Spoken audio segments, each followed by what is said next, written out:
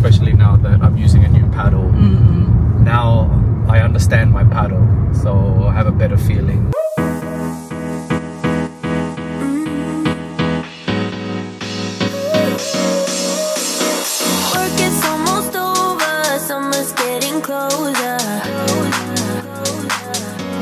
Hi mga Zoos! Good morning! So, for this vlog, tayo ngayon ay nagising ng maaga in preparation for all the things that we need to finish bago kami pumunta sa Australia. Ang unang-una dyan ay ang aking kuko. Sobrang busy ko po sa pickleball.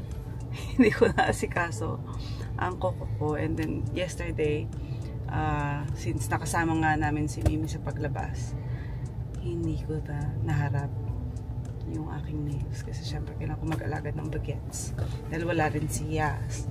So ngayon, inisip ko maaga ko nang gawin yung nails para everything is done by the time na may training kasi kami mamaya ng pickleball. First time ko magti-training kasi gusto ko talagang gumaling. Kumbaga, yesterday sa Dink and Shot, ang daming mga gagaling.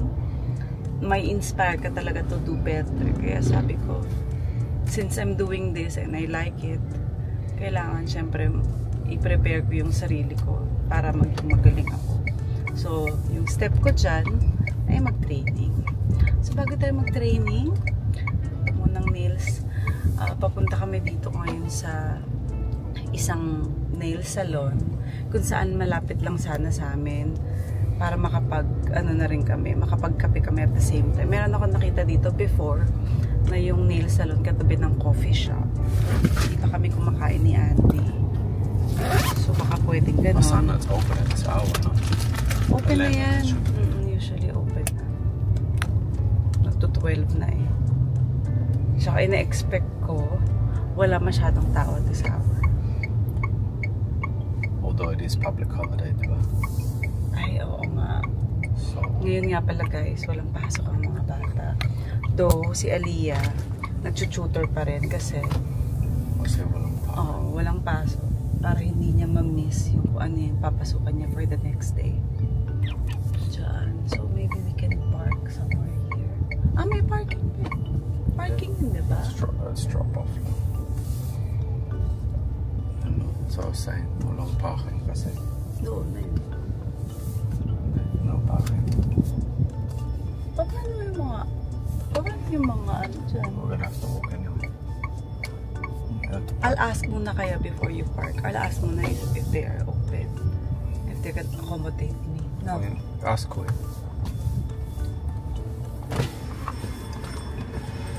Kuya, sa Ayumi ako? Sa Ayumi? Ay, sarado na po, ma'am. Sarado na yung nail salon. Dito na lang sa Leyte. Yung katabi. Para mag-tetsuo ka. Ang hirap.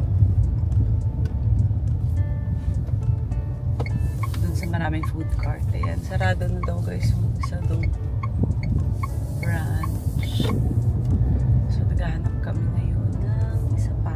In fairness, walang traffic kasi nga pala walang school. Alright, so overnight fasting. This is our first meal at 1:17 p.m.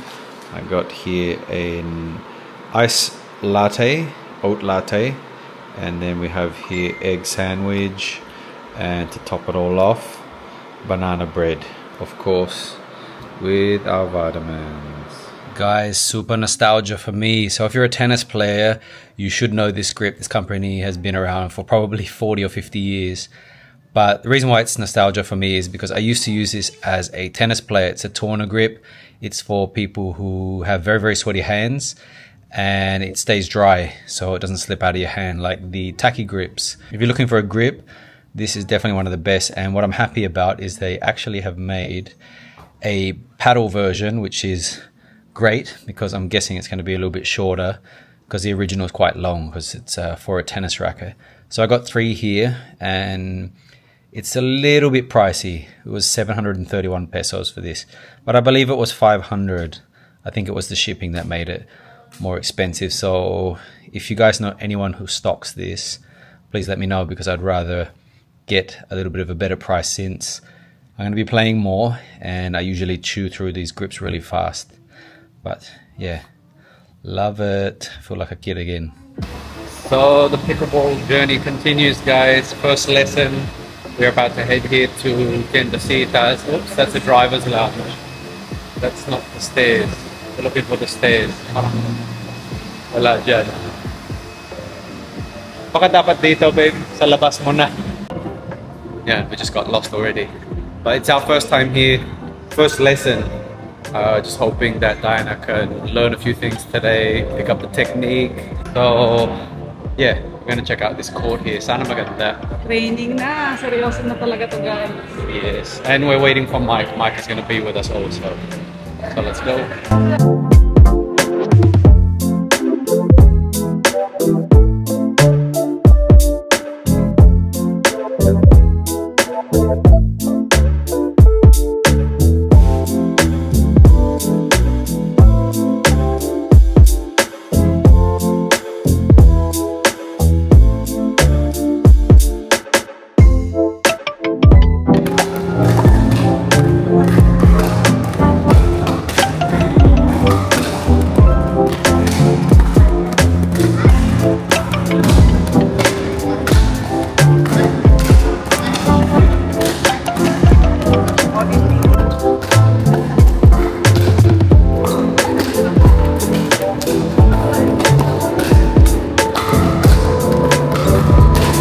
Nagtitraining kami dito.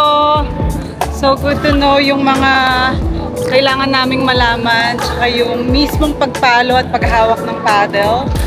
Kami ni Andy ay nagtitraining para gumaling pa ako. Ayan. Magaling yung nagtuturo sa amin.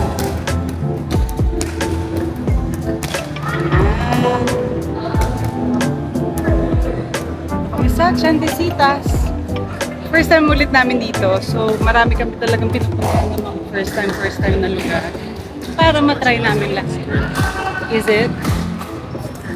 Marami kami nagtitrain. 5 kami.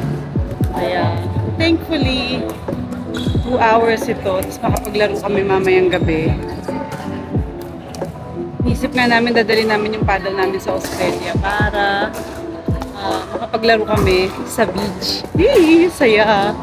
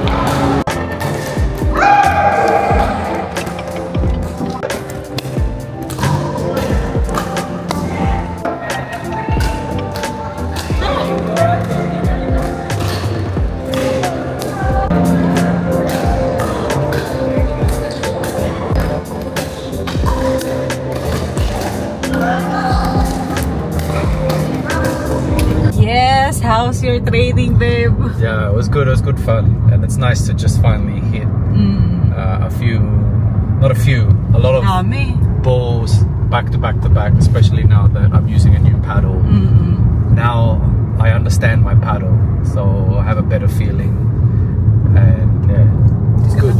Ililipat ko sa kabilang side. Masakit ng shoulders ko, kasi mas ginamit ko ngayon yung shoulders ko sa paghihit ng bola. Kasi sometimes medyo risk pala yung nagamit ko, kaya pala hindi siya effective. Lahat ng tira ko, tsaka marami akong mga missing points. Parang wala naman traffic din. You think straight so, take the risk. Take the risk, yeah. Holiday kasi ngayon, mga Zoop. So pagkatapos namin ng training, ito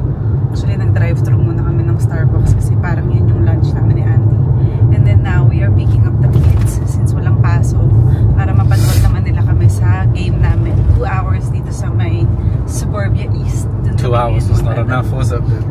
So another 2 hours na lang. Oo, kasi sayang eh. Sayang yung pawis. Pawis na pawis kami, pero eto, medyo ano na, okay na. Ayan, di traffic. Daming red, shit. Parang traffic. So, naka-ready na yung mga bagets. Oh my god, it's so traffic. Oh, shit. Ayun na, go na. Nakikita ko na yung green light. Pwede sa school. Hindi pa nang pasok, makasara yun. Ay. So, okay din naman yung nakapag-training kami. And I think kailangan kong bumalik doon para Sana, more training, kahit more mga, practice doing the right tira, ganyan. Mga twice a week or 3 times a week sana. Para ma-perfect ko yung pag-ano talaga ng bola, pagpalo. Kasi the thing is, you don't learn when you're playing games, you learn in practice. Totoo. So, yun. And you learn the proper technique, ibang tricks, tactics. Magaling si coach, so it was good to and it's good you started to pick up things quite quickly. You had some really good backhands, but you don't really have a backhand before. Oh. You were hitting quite a few. But just practice, you know. Practice makes perfect. Practice yun. Excited na yung mga bata, naka-ready na sila. Kaya, eto na kami. Sugod. It's Suburbia AC.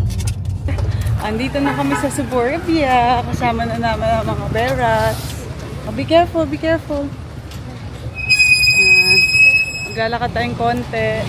Alright guys, so as some of you know, we are off to Australia, but this is an adults only trip.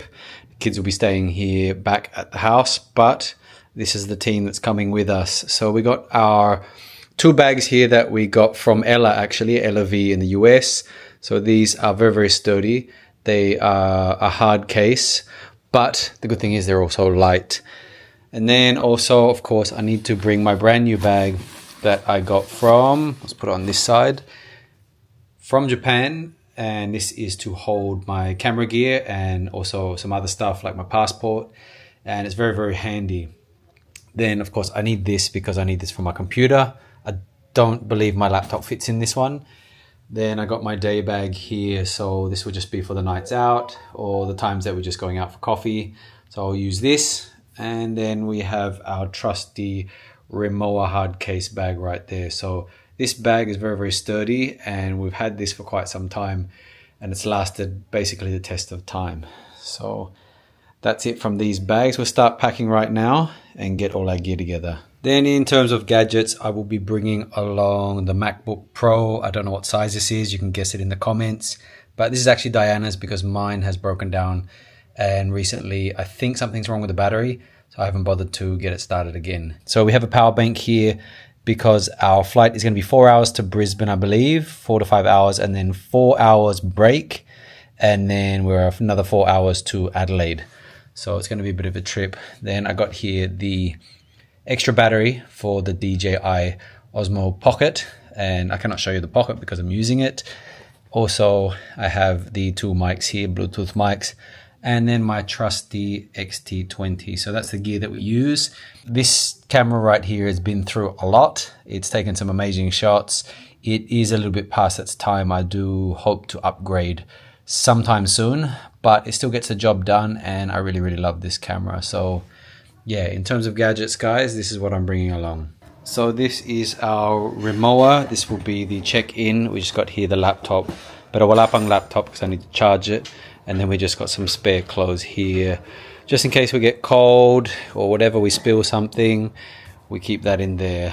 And then this is probably the lightest you will ever see us pack, because of course we still have stuff there in Australia. So this is my stuff here. I've got going out stuff, just a couple pair of jeans that I wear, and they fit well, so they fit with everything. And then I just got here some stuff for potential dinners, some stuff from Benetton, and then a little bit of gym gear because we're thinking we might be able to play some pickleball there. Oh, we've got to put our pickleball paddles pala sa bag. Kasha. Tapos, this is Diana's side, so she's got all her gym gear here and some sleeping gear. Not too much going out gear because, like I said, we still got quite a lot of stuff.